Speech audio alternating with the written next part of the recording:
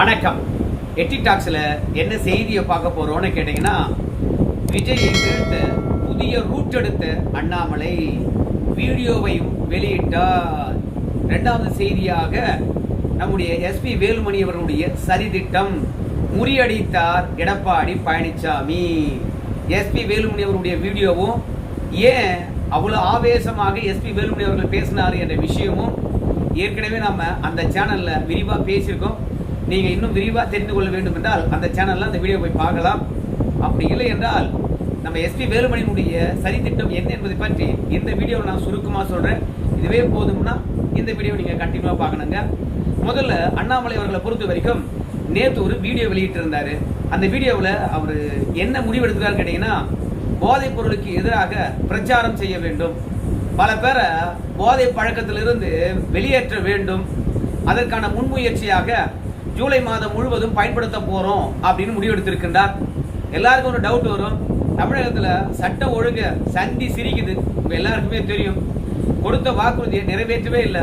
விவசாயியுடைய போராட்டம், பெண்களுடைய பாதுகாப்பு, எங்குமே போக முடியல, போக்குவரத்து வாகனங்கள் பற்றாக்குறை, அமைச்சர்களுடைய அடாவடி தனம், அதையெல்லாம் தாண்டி தமிழக வெற்றி கழகத்தினுடைய தற்குறிகளை பொறுத்த வரைக்கும் பள்ளிக்கூடமா போய் செல்ஃபி எடுத்து போடுவது, அதையெல்லாம் தாண்டி நாங்கள் தான் ஒன்றிய செயலாளர், நாங்கள் தான் மாவட்ட செயலாளர் அப்படின்னு சொல்லிக்கிட்டு கல்குவாரியா மணல் குவாரியா போய் மிரட்டி பணம் கொடுக்குகின்ற நிகழ்வு.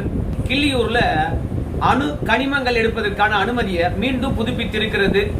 அதை எதிர்த்து அரசியல் கட்சிக்காரங்க குரல் கொடுத்து கொண்டிருக்கின்றார்கள். அதை பற்றியாவது பேசியிருக்கலாம். அப்படி இல்லையா, நாம சொன்னோம் இல்லையா, எவ்வளவோ பிரச்சனை இருக்குது இந்த ஆட்சியில சொல்லிட்டு அந்த குதிரை பேரத்தை கண்டித்து கூட போராட்டம் நடத்திருக்கலாம். சோபா மாடலுக்கு எதிராக பேரணி போயிருக்கலாம். இந்த அரசாங்கம் நேர்மையா நடத்தல, பெரும்பான்மைக்காக அடுத்த கட்சி எம்எல்ஏக்களை விலைக்கு வாங்குறாங்க, முகம் சுளிக்க வைக்கின்ற அளவுக்கு விஜயும் அவங்க கூட இருக்கக்கூடியவங்களும் நடந்துக்கிறாங்க. ஸோ மொத்தத்தில் விஜய் ஒரு முதலமைச்சராகவே நடந்துக்கல.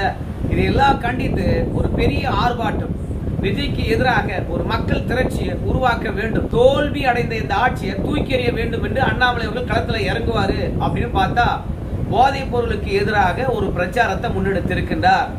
இதுக்கு சாதாரண ஒரு என்ஜிஓவே போதும், பொதுநல தொண்டு செய்யக்கூடிய ஒரு நிறுவனமே போதும். அடுத்தது அரசியல் கட்சியாக பரிணமிக்க வேண்டிய அண்ணாமலை கட்சி எதற்காக போதைப் பொருள் விழிப்புணர்வை பெரிய பிரச்சாரமாக எடுக்கணும் அப்படின்னு சொல்லிட்டு நீங்க நினைக்கலாம். இதெல்லாம் வேலைக்கு ஆகுமா அப்படின்னு கேட்டீங்கன்னா, அண்ணாமலை அந்த வீடியோவிலே தெளிவா சொல்லுவாரு, எந்தெந்த போதைப் பொருளுக்கு இந்தியா முழுவதும் எவ்வளவு பேர் அடிக்ட் ஆயிருக்காங்க அப்படின்னு தெளிவுபடுத்துவாரு. அதுல தமிழகத்தை பற்றி குறிப்பிடுகின்ற போது சொல்றாரு, 60% தமிழகத்தில் இருக்கிறவன் சாராய குடிக்க ஆரம்பிச்சிட்டான். ஒண்ணு.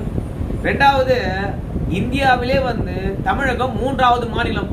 எதுக்கு தெரியுமா? ஐயோ போதைப் பொருளால நான் நாசமாயிட்டேன், என்னை யாராவது காப்பாத்துங்களேன் அப்படின்னு கதறக்கூடிய மக்கள் தொகையில தமிழகம் 3வது இருக்குது. முதலிடம் உத்தரப்பிரதேசம், 2வது ஆந்திர பிரதேசம், 3வது தமிழ்நாடு.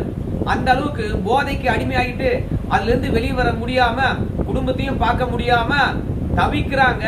சோ என்ன போதை பழக்கத்திலிருந்து வெளியே கொண்டு வரதுக்கு உதவி பண்ண மாட்டீங்களா அப்படின்னு அரசாங்க உதவியை எதிர்பார்த்து காத்திருக்கின்றவர்கள்ல தமிழ்நாடு 3வது இடத்துல இருக்குது. அப்போ தமிழ்நாடு அதனுடைய நுரையீரலுடைய ஆரோக்கிய தன்மையை இழந்திருக்கிறது. போதைப் பொருளால தமிழகம் அழிந்து கொண்டு இருக்கிறது. குறிப்பா சொல்ல போனோம்னா, போதை பழக்கத்தினால அழிந்தவனை விட போதைப் பொருள் பயன்படுத்துறான் பார், அவனால அழிந்தவன் நிறைய பேர் இருப்பான். அதனால இந்த போதைப் பொருளால தமிழ்நாட்டு மக்களை பொறுத்த வரைக்கும் நேரடியாகவோ மறைமுகமாகவோ ஒவ்வொரு குடும்பத்தில் இருக்கிறவங்களும் பாதிப்படைகிறாங்க, ஒவ்வொருத்தரும் பாதிப்படைகின்றார்கள்.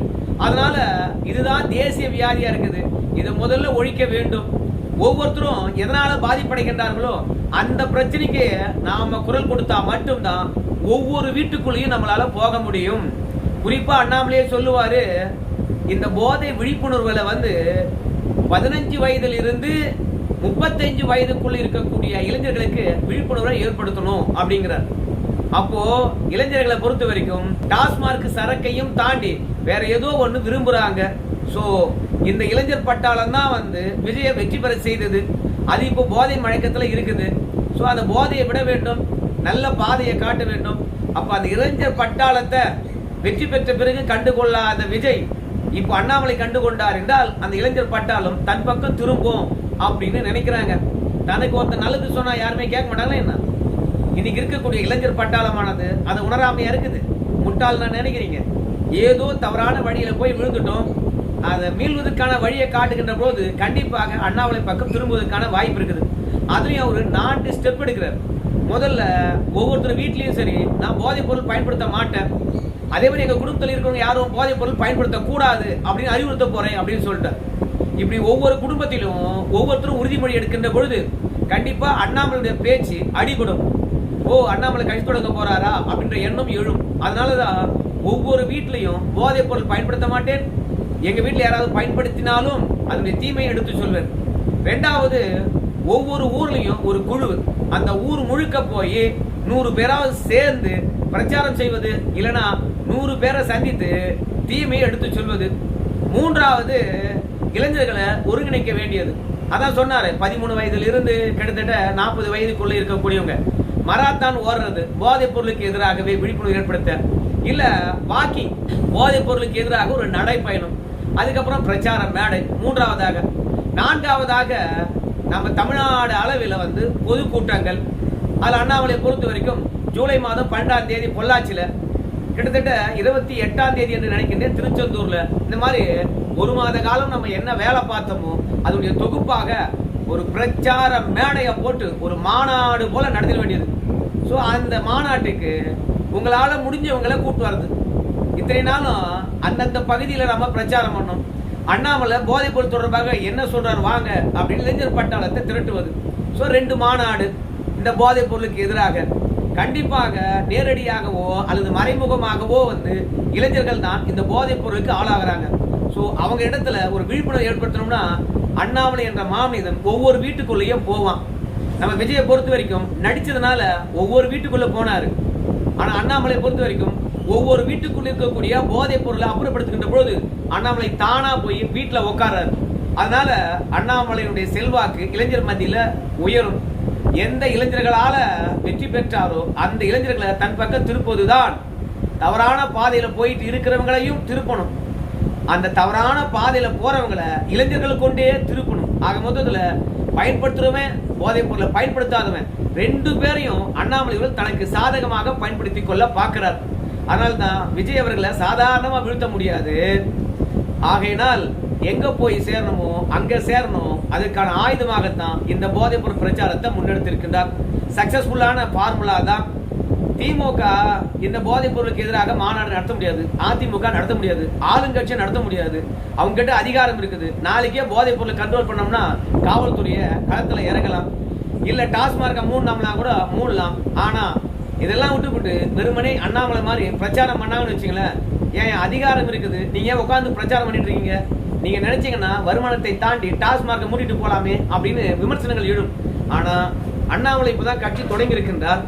ஸோ அரசாங்கத்தை விமர்சனம் பண்ணாம கரெக்டா இளைஞர்கிட்ட எப்படி நாம போய் சேர்றது பார்க்கலாம். இந்த முயற்சிக்கு பிறகு எவ்வளவு பேர் அண்ணாமலை கூட வர்றாங்க அப்படின்னு சொல்லிவிட்டு அண்ணாமலை கரெக்டா சொல்லிக்கின்றார், இந்த பிரச்சாரத்துக்காக யாருக்கிட்டையும் காசு கொடுக்க போறது இல்லை, அதே மாதிரி யாருக்கிட்டையும் காசு வாங்க போறது இல்லை. ஒவ்வொரு மணி நேரம் இந்த பிரச்சாரத்தை டெய்லி முன்னெடுக்க வேண்டும். அதனால ஃபார்முலாவை பொறுத்த வரைக்கும் 001 இதற்கான கண்டென்ட் அத்தனையுமே வீத லீடர்ஸ் என்ற அமைப்புல வீடியோவாக பதிந்திருக்கின்றார்களாம். ஆனா போதைப் பொருள் எவ்வளவு கொடுமையானது என்ற பற்றியான தகவலும் அந்த இணையதளத்தில் இருக்குதான். தேவைப்பட்டவங்க அந்த இணையதளத்துல போய் நீங்க மொத்தமான தகவலை எல்லாம் திரட்டி நீங்க சமூக வலைதளத்துல பகிருங்க. அப்பதான் இதுல இருந்து நம்ம இந்திய இளைஞர்களை, குறிப்பா தமிழ்நாட்டு இளைஞர்களை காப்பாற்ற முடியும் அப்படின்னு அண்ணாமலை அவர்கள் வேண்டுகோள் வச்சிருக்காரு. இந்த முயற்சி கை கொடுக்குதா இல்லையான்னு பார்க்கலாமே. மொத்தத்துல அண்ணாமலை பொறுத்த வரைக்கும் பாஜக அடையாளத்தை தொலைக்க வேண்டும் என்று நினைக்கின்றார். நான் பாஜக இருந்தாலும் சரி அந்த சாயல்ல தமிழ்நாட்டு அரசு களத்துல வரல அப்படின்றதுக்காக தேசிய கட்சிகளுக்கு தமிழ்நாட்டை பற்றி ஒண்ணுமே தெரியாது அப்படின்னு தெளிவா சொல்லிட்டாரு. குறிப்பா மாநில பிரச்சனை பற்றியோ மாநில தேவையை பற்றியோ மொழியை பற்றியோ தேசிய கட்சிகள் பேச முடியாது, அதை பற்றி தெரியாதுன்னு சொல்லியிருக்கிறாரு. ஆனா எல்லாரும் என்ன சொல்றாங்க அப்படின்னா, மாநிலங்களை பற்றி தெரியாதவா பாஜக கிட்டத்தட்ட நேரடியாக 18 மாநிலங்களை ஆளுது. கூட்டணியுடன் பாத்தீங்கன்னா 24 மாநிலங்கள் ஆண்டுகிட்டு இருக்குது. அதனால மாநிலத்தை பற்றி தேசிய கட்சியான பாஜக தெரியும்.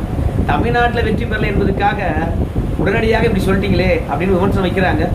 அதையெல்லாம் தாண்டி அண்ணாமலை பாஜக அடையாளத்தை தொலைக்கிறதுக்காக தான் பாஜக ஒன்றும் தெரியல அப்படின்னு விமர்சனம் வைக்கிறாரு. பொறுத்து பார்க்கலாம் பாஜக அண்ணாமலை சொன்னதுக்கு என்ன எதிர்வினை ஆற்ற போகுது அப்படின்னு சொல்லிட்டு.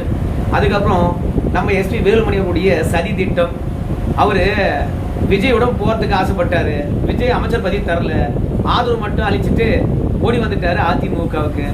ஆனால் அவருடன் போகின்ற பொழுது ஒரு 30 மாவட்ட செயலாளர்களை அழைச்சிக்கிட்டு போனார்.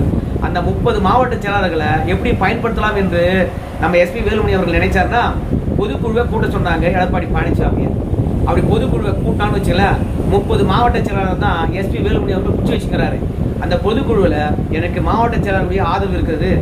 அதிமுக பைலாப்படி 10 மாவட்ட செயலாளர்கள் வழிமொழியணும், 10 மாவட்ட செயலாளர்கள் முன்மொழியணும். அப்படி இருந்தால் தான் பொதுச் செயலாளர் வேட்பாளராக நிற்க முடியும். எடப்பாடி பழனிசாமிக்கு மாவட்ட செயலாளருடைய ஆதரவு இருக்குது, எஸ்பி வேலுமணிக்கு இருக்குமா? அதனால என்ன பண்ணிட்டாரு, திட்டமிட்டு 30 மாவட்ட செயலாளரை தன் கையுக்குள்ள போட்டுக்கிட்டார். அதான் நேற்று கூட பேசுறாரு.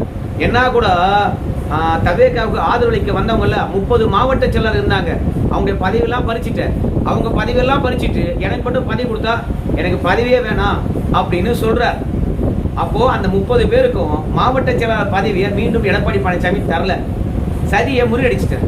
எஸ்பி வேலுமணியை பொறுத்த வரைக்கும் அவங்க போன 30 பேருக்கும் மீண்டும் மாவட்ட செயலாளர் பதவி கொடுத்தா பொதுக்குழு கூட்டினா எனக்கும் மாவட்ட செயலாளருடைய ஆதரவு இருக்குது, எனக்கு 30 பேர் இருக்கிறாங்க, உனக்கு எத்தனை பேர் இருக்கிறாங்க அப்படின்னு சொல்லிவிட்டு எடப்பாடி பழனிசாமிக்கு எதிராகவே பொதுச் செயலாளராக போட்டியிடுவார்.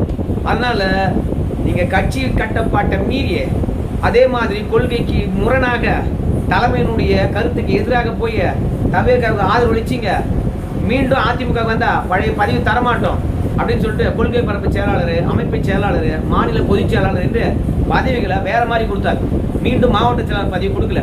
மாவட்ட செயலாளர் பதவி கொடுத்தா எடப்பாடி பழனிசாமி தூக்கலாம்னு பார்த்தாரு, தான் பொதுச் செயலாளர் ஆகலாம்னு பார்த்தாரு எஸ்பி வேலுமணி. ஆனா அதற்கு ஆப் அடிச்சிட்டாரு. அதான் நேற்று கதர்னாரு வீடியோவில், எனக்கு மட்டும் பதவியா, எனக்கு பதவியே தேவை, எனக்கு தன்மானம் தான் முக்கியம், என்னை நம்பி 30 மாவட்ட செயலாளர் வந்தான், அவன் பதவியெல்லாம் பறிச்சிட்டியே அப்படின்னு ஆவேசமா பேசினாரு. அவங்க எல்லாம் மீண்டும் மாவட்ட செயலாளர் ஆயிருந்தா நீ என்ன ஆட்டம் ஆட மாட்டேன். அதனால எப்போ கட்சி கட்டுப்பாட்டை மீறி நீங்க போய் தவேகாவுக்கு ஆதரவளிச்சிங்களோ அவங்ககிட்டயே போய் என்ன தேவை என்று கேட்டு அவங்ககிட்டயே ஒட்டிக்கிட்டு அவனுடைய கட்சியே வளர்த்துக்கிட்டு இருங்க. ஏற்கனவே நம்முடைய செங்கோட்டையை பொறுத்த வரைக்கும் அனுபவசாலி, வயதில் மூத்தவர், அவரே அந்த கட்சியில 6வது இடத்துல 7வது இடத்துல இருக்கிறார். எஸ்பி வேலுமணி எல்லாம் போனாருன்னா எம்எல்ஏவா தான் இருக்கணும், அவர் அந்த கட்சியில 8வது இடத்துல இருப்பார். அதனால இங்கேயாவது கண்ணியமா இருக்கலாம், அங்க போனா கால் செருப்பா தான் மதிப்பாங்க, போக போக மதிப்பு தான் குறையும். அதனால போறதா நீங்க போங்கன்னு எடப்பாடி பழனிசாமி விட்டாரு. முன்னா கூட வந்தவன் கட்சியில இருந்தா இருக்கட்டும், இல்லாண்டினா போட்டோம். எப்ப கட்சி வேணான்னு பிற கட்சிக்கு போய் ஆதரவு அளிச்சானோ அவன் மீண்டும் கட்சியில இருந்து ஒழுங்கா வேலை பார்ப்பான்ங்கிற. அதனால அவனுக்குலாம் மாவட்ட செயலாளர் பதவி கொடுக்க முடியாது. கட்சி தோத்தாலும் வெற்றி பெற்றாலும் விசுவாசத்துடன் நான் இருப்பேன்னு கட்சிக்குள்ளே இருந்தான் பாரு, தலைமைக்கு மதிப்பு கொடுத்து இருந்தான் பாரு, அவனை மாவட்ட செயலாளர் ஆக்கிட்டு போறேன், நீங்க போத்தா போங்க அப்படின்னு சொல்லிட்டு அந்த 30 பேருடைய மாவட்ட செயலாளர் பதவியை பறிச்சுட்டு அதுக்கு பதிலாக கட்சிக்குள்ள வேற பதவி கொடுத்தாங்க. இப்போ நாம போட்டு வச்சிருந்த திட்டம் நாசமா போச்சுன்னு சொல்லி போட்டு எஸ்பி வேலுமணி கதறாரு. ஏயா எஸ்பி வேலுமணி, உனக்கு முன்னாடி இருந்தே அரசியல் களத்தில் இருக்கக்கூடியவர் எடப்பாடி பழனிசாமி, அந்த ஆளை வீழ்த்த முடியுமா? ஏன் நீ எல்லாம் முட்டாளா இருக்கிற, இன்னும் கூட எடப்பாடி பழனிசாமி தெரிஞ்சு கொள்ள முடியாம நம்ம அடிக்கடி சொல்லுவோம். எடப்பாடி பழனிசாமி யாரோ ஒருத்தரை அடிச்சு டான் ஆகல, எடப்பாடி பழனிசாமி அடிச்சவங்க அத்தனை பேருமே டான் தான். புரியுதுங்களா? நன்றி நண்பர்களே.